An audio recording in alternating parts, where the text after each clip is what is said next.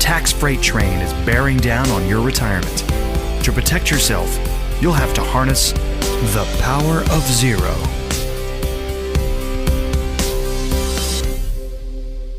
Hi there. Welcome to the Power of Xero show. I am your host, David McKnight, best-selling author of The Power of Xero, Look Before You Lerp, The Volatility Shield, and Tax-Free Income for Life. If you're looking for help navigating all of the pitfalls that stand between you and the 0% tax bracket, head on over to davidmcknight.com.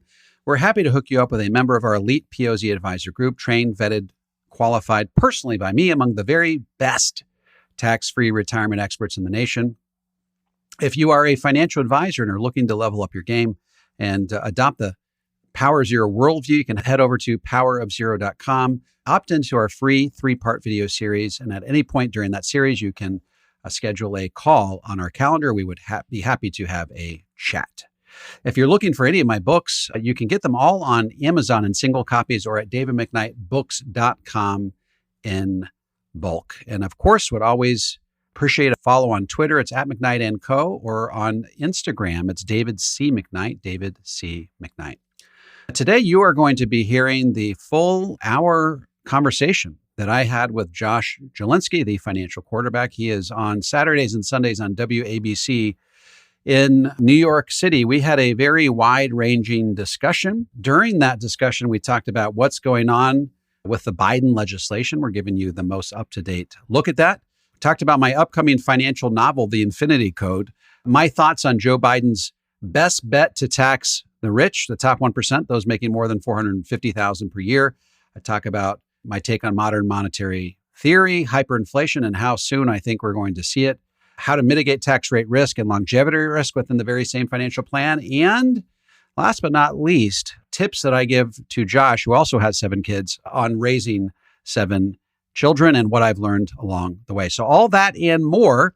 Sit back, relax, and enjoy my conversation with Josh Jelinski. Hi, everybody. This is Josh Jelinski, the financial quarterback, coming to you live. And we have special guest David McKnight, author, speaker, and financial strategist, joining us to discuss the new Biden tax plan and the repeal of the Trump tax codes and what that means for your money. I think we've got a message that's really resonating with Americans, this idea that tax rates in the future likely to be dramatically higher than they are today. Therefore, we need to sort of reevaluate how we're accumulating dollars for retirement in light of this likelihood that taxes down the road are likely to be much higher than they are today. So what is the latest update? It seems like they changed the Biden, whatever it's called, infrastructure plan. They change it every day. What is the latest update? What's the latest you've read? And has it passed? Yeah, so you really have to sort of keep your finger on the pulse of this thing almost hour by hour, because the conditions on the ground are just changing very, very rapidly. It's a very fluid situation. Last I heard, Joe Manchin, of course, was not interested in the $6 trillion price tag proposed by Bernie Sanders or the $3.5 trillion price tag proposed by the rest of Congress. He's much more comfortable with a $1.5 to $1.75 trillion package. The question, of course, becomes how are they going to pay for it? And while Joe Manchin is not opposed to increasing tax rates on the top 1%, those making $450,000 or more per year, Krysten Sinema is. She has expressed pretty strong resistance to raising tax rates, even on billionaires. And so they floated this idea that they would tax the unrealized capital gains of billionaires. And she didn't even like that. And so really, it's sort of been mired down in a bunch of infighting among Democrats. And it's just not a very cohesive caucus. And so we're now at the point where they had proposed having everybody vote on the legislation before it was even written, because they wanted Joe Biden to have a victory before he went to Rome so that he could sort of trumpet this idea that the U.S. has democracy figured out, and he wanted some climate things worked in there as well so he could be a good example to the rest of the world.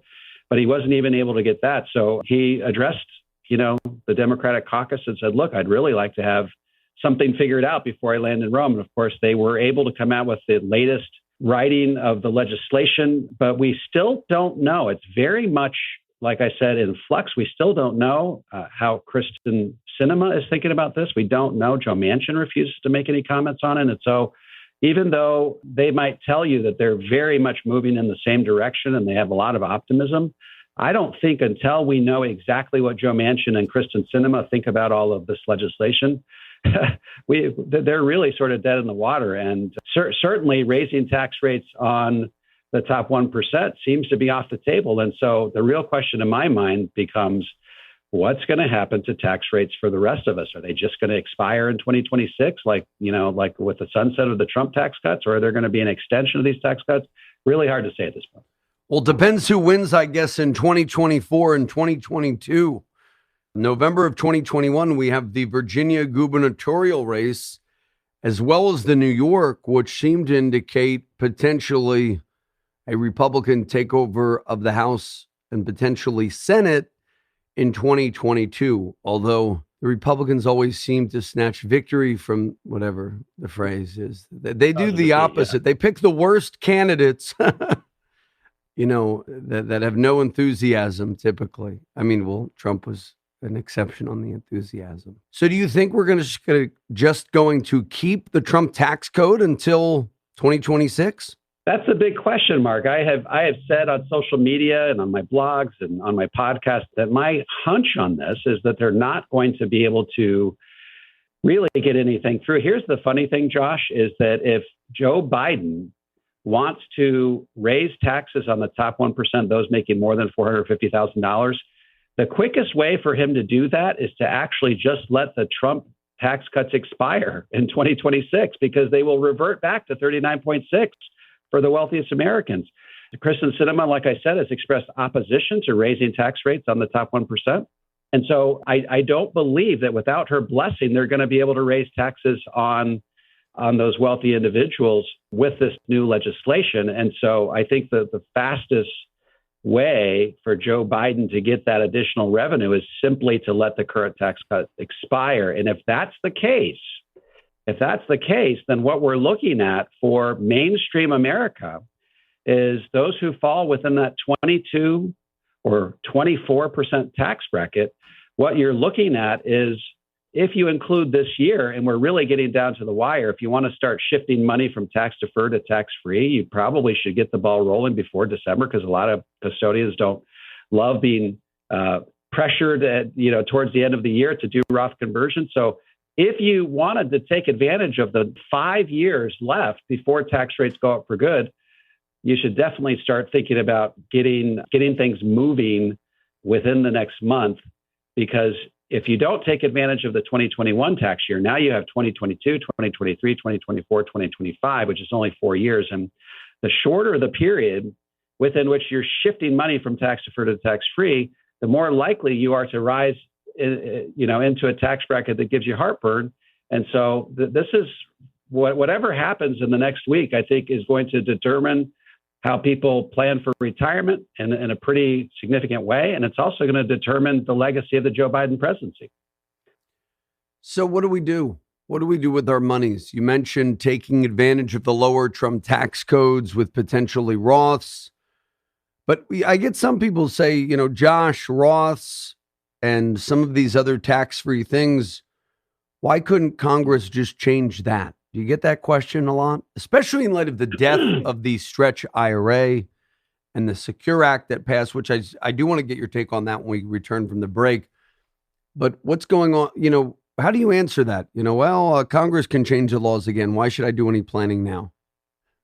Yeah, there's two ways that I typically respond to that. Historically, the IRS has said, look, we're either going to tax you on the seed or tax you on the harvest. If we tax you on the seed, that's tantamount to paying tax on your contributions, put it into a Roth IRA, and then it grows tax-free. You take it out tax-free. Being taxed on the harvest means you get the deduction on the front end, you let it grow tax-deferred, and you pay tax on the back end, which to me, in my mind, doesn't make a lot of sense if you believe, as I do, that we're in a rising tax rate environment.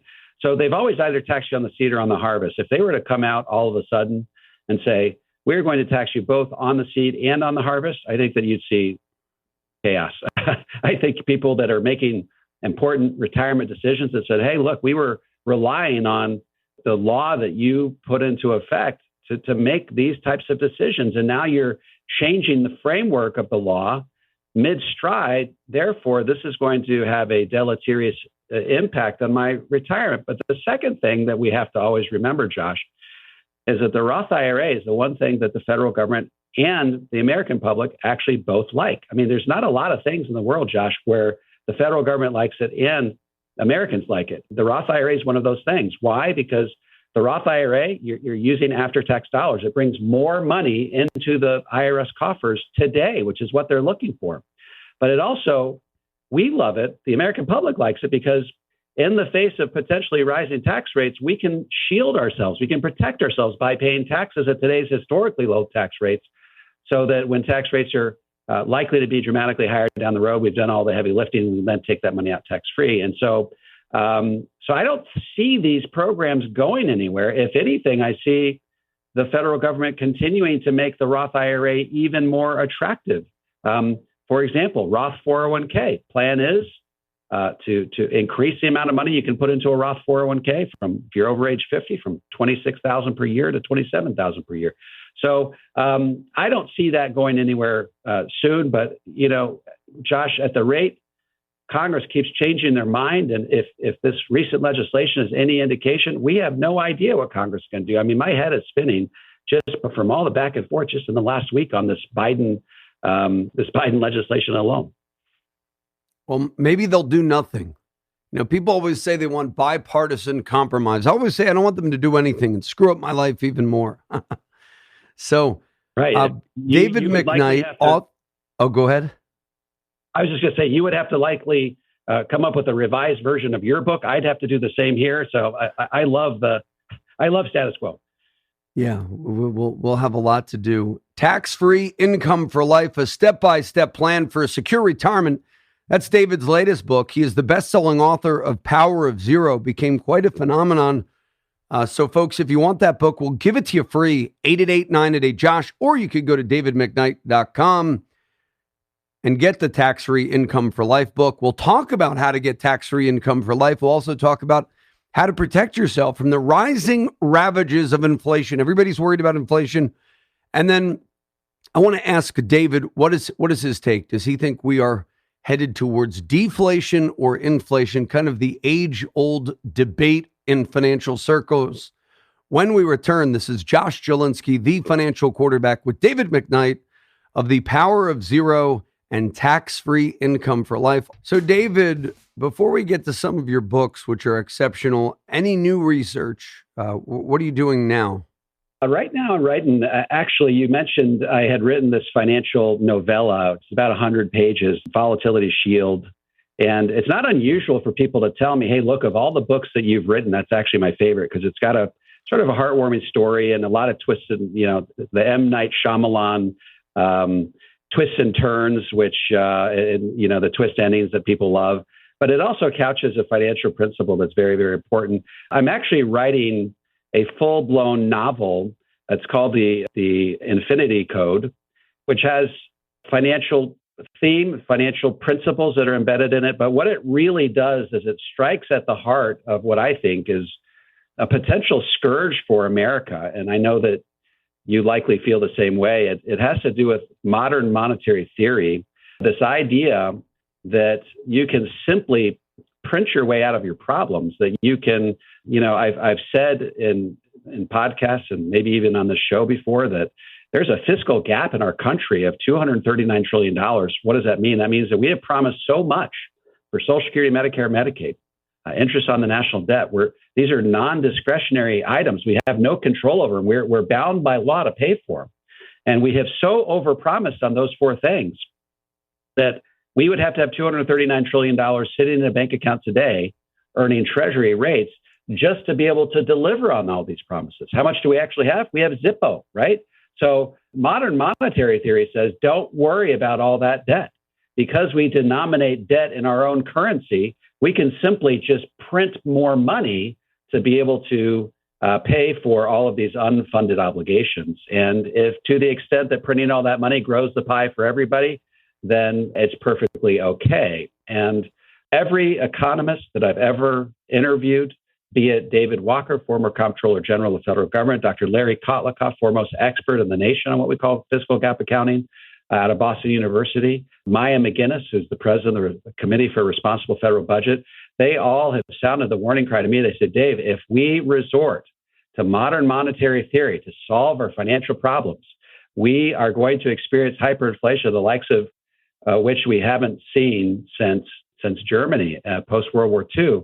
And so I think that's a huge threat to our republic. And I have created a very much a Dan Brown type suspense mystery thriller. Couched within is this idea that modern monetary theory is a threat to our republic. So I imagine that'll come out in the next couple of months. So keep your ear to the ground on that. That's exciting. The Infinity Code. It's like the Da Vinci Code or something. That's exciting. Well, infinity refers to, there's actually Stephanie Kelton, who ironically shares the same literary agent as I do, is the foremost advocate of modern monetary theory. She's written a book called The Deficit Myth. And she, in her book, talks about our ability to print money as the infinity bucket. So in other words, we can print an infinite amount of money to pay for all of the social programs that, we've always sought after, be it, universal health care, free college tuition for everybody, a guaranteed minimum wage of $15 an hour. We can do it all. And all we have to do is just print the money because we denominate debt in our own currency. And we always have the ability to pay that debt back with no deleterious influences at all. And every economist, like I said, I've ever interviewed says, whatever you do, do not do that. And so the problem is it's gaining more and more currency. There are even politicians that are starting to talk about this as a viable way of funding all of these national initiatives. And I think that unless we get out ahead of it and raise the warning cry, that we're going to, send our country into this catastrophic death spiral from which we may not recover. And so the book talks a lot about all of that, but it has a really cool plot that ushers you through all of the consequences of this in, like I said, like in a Dan Brown sort of a way. Are we going there already? I just couldn't help but think Social Security got a COLA. What was it? 5.8%, 6%, something like that. And then the very next day I saw McDonald's raises rates 6%. And then you go to the grocery store and inflation is not just 3% or even 6%. It's like 30%. You have 30% less of whatever bag you buy. If you buy a bag of, I like these quinoa tortilla chips, and literally it's like this much of the bag. It's now like 1/8 of the bag. It used to be 1/2 of the bag. Now it's 1/8. So they're playing all these games. Or the dollar bread, even the dollar bread, the cheapo dollar bread is now $1.30. And then I know you have a bunch of kids. How many kids you have? I have 7. You have I have 7. It's not very often that you get two guys on the radio with 7 kids. So 14 between the two. But hey, I tell people someone's got to keep Social Security solvent because it's not the rest of America. It's you and I. They should be giving us money. We should be getting the stimulus plan. That's great. I want to get your tips on being a father of 7. It's a lot of fun, a lot of work, very tiring. But as far as, so we bought one of these mega vans, the Nissan, those big 12, 15 passenger vans, kind of like a church van. It was $40,000 7 months ago. Do you know what they go for now? I'm going to say 55. 69.5.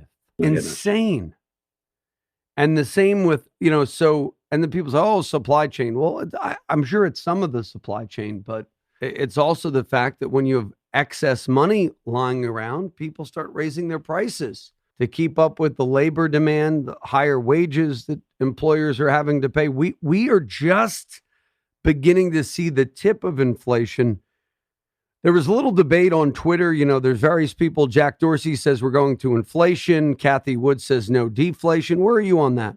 I say inflation, then deflation.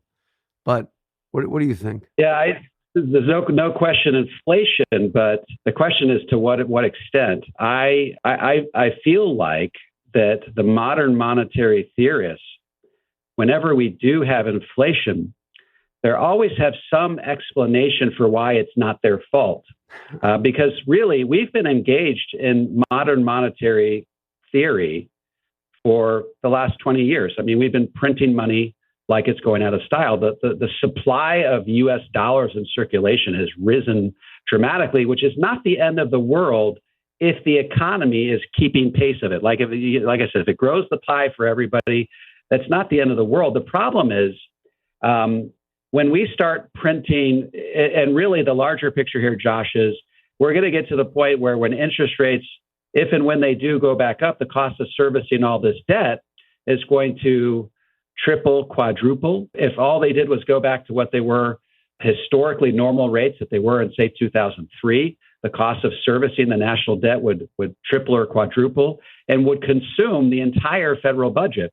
And so that's an issue. And so a lot of people say, well, because we denominate debt in US currency, we can simply print more money to be able to service that debt because heaven forbid we raise more revenue, cut spending, or some combination of the two and sort of get our financial house in order.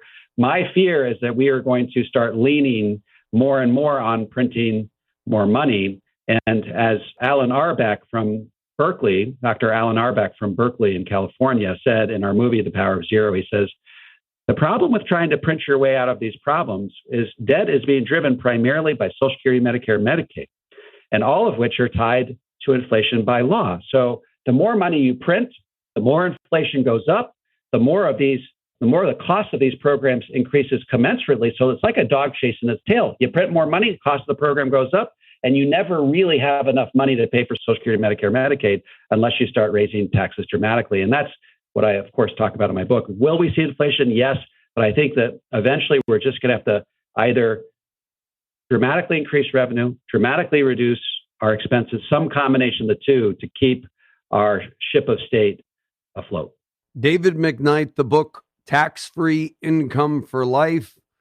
If there was a book, I guess all of your books are like children, Tax-Free Income for Life, that's your latest financial book, correct? That's correct. And you lay out a step-by-step plan for a more secure retirement, and you talk about getting tax-free income for life. Before we go into the break, give us a little teaser before we come back as we talk about tax-free income. Well, in Power of Xero, I talk about how to shield yourself from rising taxes. But what I didn't really address is really the number one concern that that pre-retirees have is this idea that, hey, I don't want to run out of money before I run out of life. And so what I do in this new book is I marry this idea of protecting yourself from higher taxes and making sure you don't run out of money before you reach life expectancy. I marry those two topics and talk about how you can cover or mitigate both of those risks within the very same financial plan. Wonderful. And folks, you can go to davidmcknight.com, buy the book, or call us at 888-988-JOSH, and we'll give you a copy free when you schedule and keep your no obligation review. Just call us at 888-988-5674. That's 888-988-JOSH. When we return, we'll talk about how to get tax-free income for life. This is Josh Jelinski, the financial quarterback. Don't touch that dial. So we're talking about tax-free income for life. First, so how do we get it? How do we get tax-free income for life? I want to know. Well, so there's a number of different ways to mitigate what we call longevity risk. And longevity risk, like I said, is the risk of running out of money before you die. And that's really, as much as I hate to admit it, I'd like to think, hey, rising tax rates is the number one risk people are worried about. It's a close second, but what people are primarily worried about is they just don't want to die broke. They want to sort of bounce the check to the undertaker. So the question is, how do you most efficiently and effectively remove longevity risk from your retirement program, from your retirement plan? And one of the ways historically that we've done this, and you and I have talked about this over the radio before, is by what's called the 4% rule, which is some economists have downgraded to the 3% rule. Let's just call it the 3% rule. 3% rule says that you can never take more than 3% out of your stock market portfolio adjusted for inflation in any given year to have a reasonably realistic likelihood of not running out of money before you die. And They've done a lot of Monte Carlo studies over the years, and they basically said that, hey, you got a 60-40 bond, a stock bond split, and you never take more than the 3% out. There's a pretty good chance you won't run out of money before you run out of life. The problem is it's a pretty expensive way to mitigate longevity risk. For example, let's say you need $100,000 per year to meet your lifestyle needs in retirement, and you can never take out more than 3% in any given year. Well, how do you figure out how much money you need by day one of retirement to pull that off? Well, you divide 3% in $100,000. That tells you that you need $3.333 million by day one of retirement to fully purge longevity risk from your retirement portfolio. And so that can be a pretty expensive way to manage that particular risk. And as I'm sure you've talked about in your books and on your radio show, there's another way, and that's by way of a guaranteed lifetime income annuity. And a guaranteed lifetime income annuity basically says that you can take a chunk of your stock market portfolio, hand it over to an insurance company who will then pool those assets with the assets of lots of other people.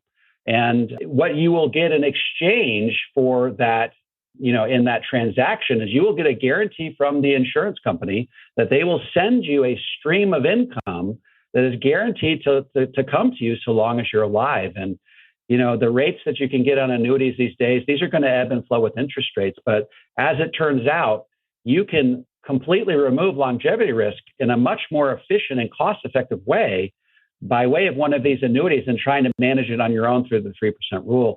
And so part of the issue that I discussed in the book is there's a lot of the financial services industry that have adopted this, and they recognize longevity risk is a really big deal. And so they utilize annuities as a way to help mitigate longevity risk. The problem is most of the time, those annuities get situated within the tax-deferred bucket. And so there's two issues that are associated with positioning your guaranteed lifetime income annuity within your tax-deferred bucket. The first one is, hey, what happens if tax rates go up?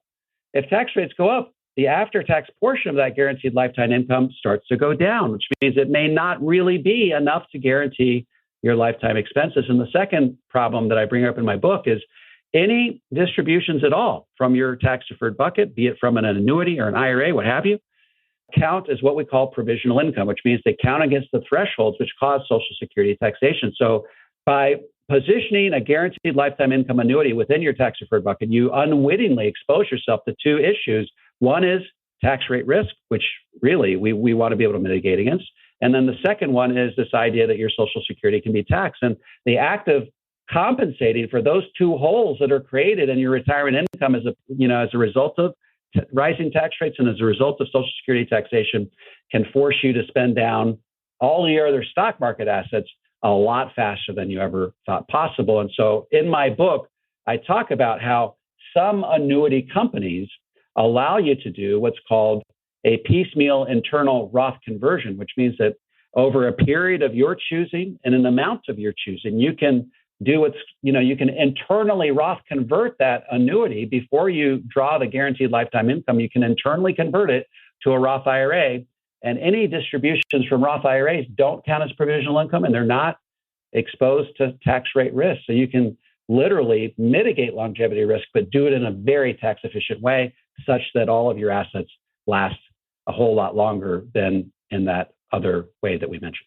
Amazing. But what about people who say, well, I don't like annuities. Annuities aren't for me. I've heard bad things. You give your money to the insurance company when you die, high fees, all that type of stuff.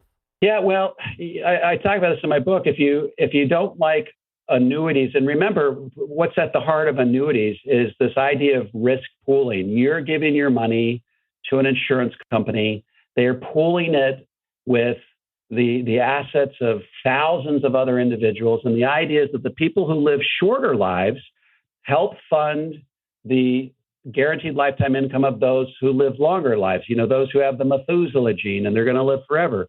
So if you don't like that approach, you almost certainly aren't going to like Social Security, and you almost certainly aren't going to like that company pension that you're planning on receiving, because those two programs both operate by the exact same principle. So what you're doing, in effect, with a guaranteed lifetime income and annuity is you're creating your own personal pension plan that operates by the exact same principles that all of these other programs operate by, these programs that we've grown to know and like known and love over the years. And so I think that people, once they recognize the rules and the principles by which these programs are governed, that they're principles that we're all familiar with, whether we recognize it or not, I think that they become much more comfortable with the approach.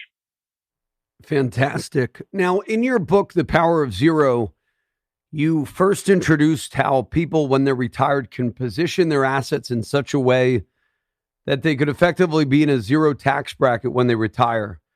For people who've not read that book, not aware of what you talked about in the book, can you describe that as well? That's an exciting concept. Yeah, so what I advocate for in The Power of Xero is I basically lay out the evidence that a lot of very smart and important experts that are intimately familiar with the workings of our economy and the debt load that we're carrying, not just now, but in the future, have predicted that tax rates down the road will have to double to keep our country solvent.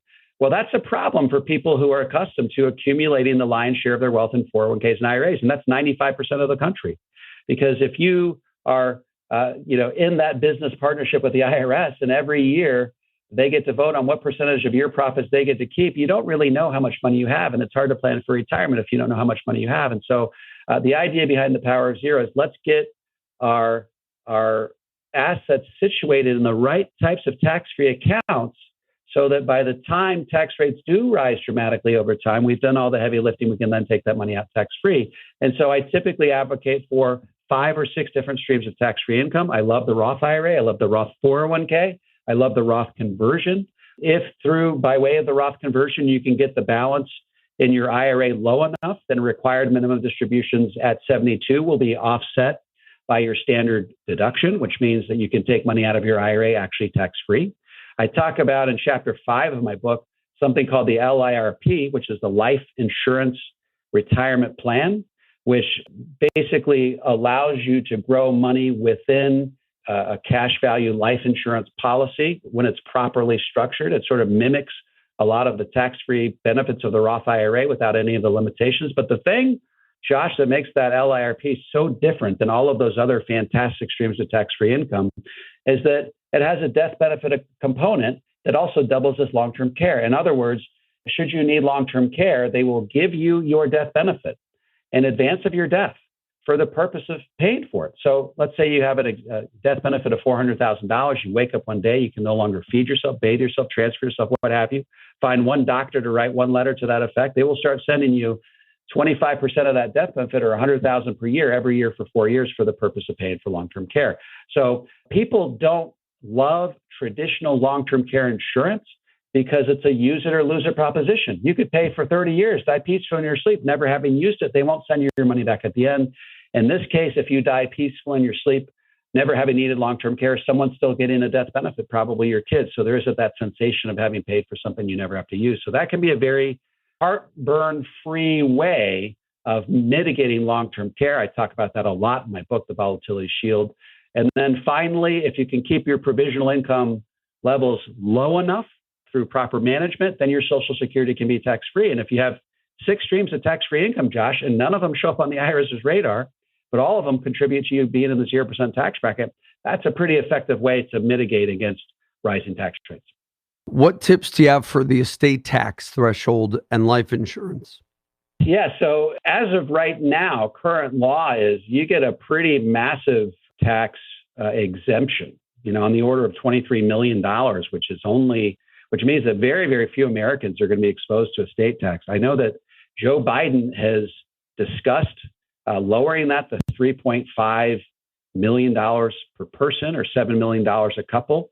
And remember, it's not whether you have 7 million today, it's whether you're going to have 7 million when you die, say 15 or 20 years from now. So you really got to do some math. You got to sort of project out over the next, the balance of your life expectancy and say, if Joe Biden gets his way and $7 million becomes that new estate tax exemption threshold, will you be above or below that amount by the time you die? And then you have to sort of make some strategic planning decisions accordingly. But certainly you can talk about the ILIT, the Irrevocable Life Insurance Trust, which allows you to gift money to a trust, the beneficiaries of which are your children and that money can grow outside of your estate. So in essence, you're saying, look, I know my estate's going to grow over time. I want that growth to take place in a trust, the beneficiary of which is my children, so that I never get to the point where my estate comes even close to that threshold. And then if you do breach that threshold, then of course the money that's in that trust can help pay whatever estate tax you have down the road. Thank you, David McKnight, author of Income for Life, Tax-Free Income for Life, which is your free gift when you schedule and keep your no obligation review. Give us a call, 888-988-JOSH, or check out davidmcknight.com. Kids, what is the age range? Mine's 0 to 13. Yeah, I've got a similar range. I've got my youngest is 6 and my oldest is 20. So about a 14-year span there. And so we're about, we had children about every 2 years. We sort of like an assembly line. We just got to the point where my wife said, you know what, I think our family is complete. That's fun. Yeah, we love having a lot of kids. It's fun.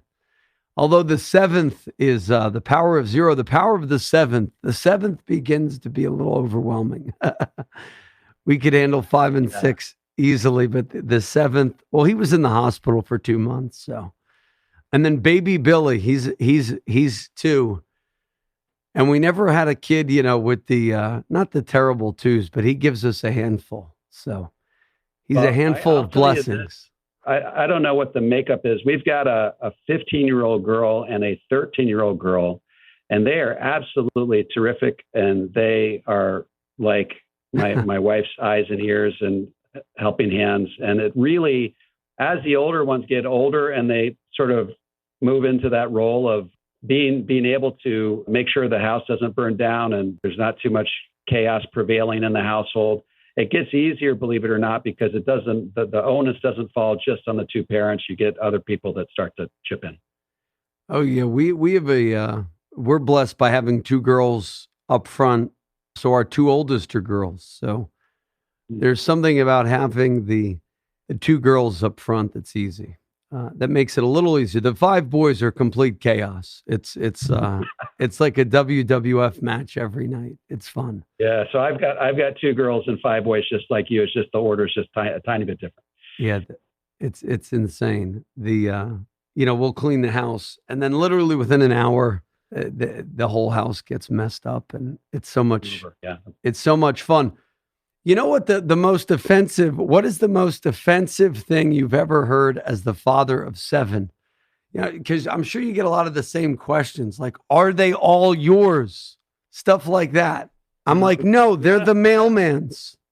No. Yeah, I get from how many different mothers, I get that quite a bit. And they're just shocked to their core when I say 1. Yeah, me too. You hear overpopulation, you have 7 carbon footprints.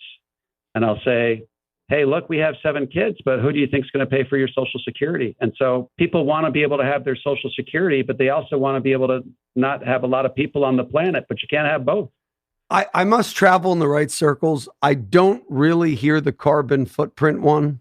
I think if somebody told me that one, I'd punch them in the face. Yeah. No, yeah. I do know that's like a thing now that's more, prevalent, but I guess we live in a more conservative area in New Jersey, and my clients really. And it's funny, I think the carbon footprint language is one of these like white privilege things, because then, I have a Tesla, and I've thought about this more than anyone. If everyone has an electric vehicle, our carbon footprint as a country is going to be a disaster because there's not enough nuclear to fuel the electric vehicles. But anyway, it's fun. Any tips, because you've been a little bit of a father of 7 for a little longer than me. What's your number 1 tip? You seem like a good dad. Well, my number one tip is this too shall pass. You've got to remember to stop and smell the roses along the way. It's so easy to just get so mired down in the chaos that is exploding all around you all the time, because there's no 2 ways about it. Mitt Romney talked about this during his presidential run. He said with his 5 kids, it was chaos in his house all the time. And you just got to remember to just not get too out of sorts about it and stop and smell the roses along the way, because I've had so many people tell me that you blink and you miss it. So if you spend all your time sort of bemoaning how hard it is, you're going to miss a lot of those really thrilling vistas along the way. And so just have that long-term perspective and know that these are precious moments that are going to pass us by. And we just have to learn to enjoy it, notwithstanding the chaos that's fomenting all about us. Yeah, the good thing is I can handle chaos. I love it. It's having a lot of kids is a joy, and it's really fun. And people say, I love when people say, are your hands full? Yes, full of blessings. So when we return, we'll be back with concluding thoughts with David McKnight on your money, the prospect of higher taxes, and what you can do to protect yourself. When we return, this is Josh Jelinski, the financial quarterback. Don't touch that dial. Okay, we're back. This is Josh Jelinski, the financial quarterback, with David McKnight of the Power of Xero. So, concluding thoughts on how to protect yourself from rising taxes. You mentioned life insurance. You wrote a book called Look Before You Lerp. Not every life insurance policy is the same, and it's not like you just want to go out to your neighborhood and buy life insurance from your old friend who you golf with. What are some principles for constructing the proper life insurance plan? And what do you say to people who are kind of down on life insurance? Well, the premise of that book is that starting a life insurance policy is a bit like getting married. It only really works if it's till death do you part. Life insurance, the way the tax law works with the life insurance policy is you experience this tax-free buildup of wealth internal to the policy, and you have to make sure that there's at least $1 in that cash value when you die, or all of the taxes that you got out of along the way, you get to pay tax on all in 1 year if it's not managed properly. And so I tell people it's a long-term proposition. There's a lot of benefits that accrue to you along the way, but you have to make sure that if it's like that till death do you part, that you approach it in the same way that you might a marriage. And people don't like to admit this, Josh, but I ask a room full of people, how many of you guys had a laundry list of things you were looking for in a spouse? And nobody likes to admit it, but they know that deep down inside, they had things they were looking for in a spouse. You know, you want to be heading in the right direction. Maybe you religiously, you want to be on the same page. Maybe you have the same interests, what have you. You need to have a laundry list of things that you're looking for in a life insurance retirement plan, because if you are missing any of those 7 or 8 things I discussed in the book, it's like a ticking time bomb, and it's going to sneak up on you and sort of scramble your whole strategy when you least expect it. So there's a couple of things. We want the money to grow safely, productively. If you can get 6% net after fees without taking any more risk than what you're accustomed to taking in your savings account, that's a pretty safe and productive way to grow at least a portion of your money. I talk about having what's called a chronic illness rider, which means that you have the ability to access your death benefit in advance of your death for the purpose of paying for long-term care.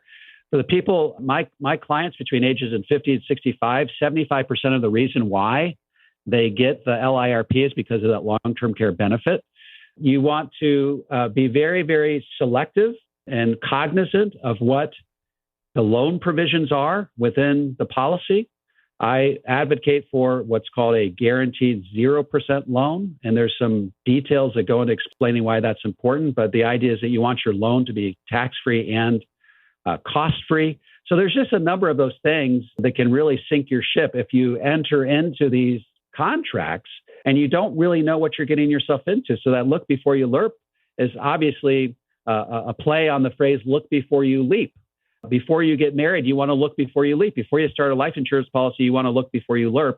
And so the basic idea is that these are long-term contracts. They have long-term implications. You just want to make sure that before you get into them, you check all of the boxes before you sign up for a long-term proposition.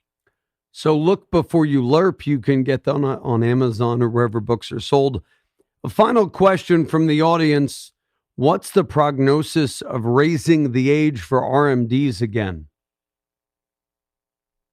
Yeah, so it comes back to the Secure Retirement Act 2.0, which is sort of working its way through Congress right now. They've talked about raising that to age 75 from 72. There's actually also sort of a transition period for people where some people can access it at 73, some 74, some 75, or be forced to take the RMDs.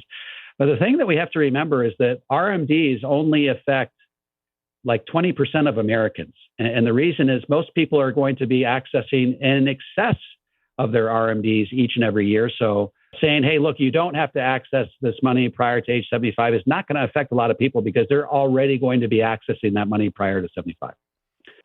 And final question, Secure Act. What are people doing in light of the death of the Secure Act? The Secure Act died, and then all of a sudden COVID hit, so people forgot that the Secure Act passed. Anything you're telling people in light of the Secure Act? Yeah, so the death of the stretch IRA was a really, really big deal. And so what I tell people is that, so that's gone, which means your kids are going to inherit your Roth IRA and be forced to take it as income over 10 years.